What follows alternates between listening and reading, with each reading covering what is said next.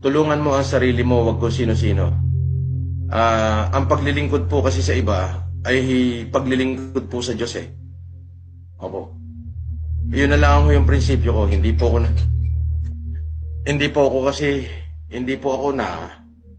hindi ako marunong mahilig o madalas pumasok sa simbahan. Ngunit dala-dala ko ho kasi ang isang prinsipyo na sinasabi ng Diyos na kung ano ang ginawa mo sa pinakaaba sa akin ay ginagawa mo sa akin. So hindi ko ho alam kung paano paglingkuran ng ating Panginoon. Idinadaan ko po ito sa paglilingkod sa mga pinakaaba sa Kanya. Sa ganung paraan ay parang pakiramdam ko po ay ako'y nakakapaglingkod sa Kanya. Yan ho. Yan po yung bagay na hindi ko po isusuko.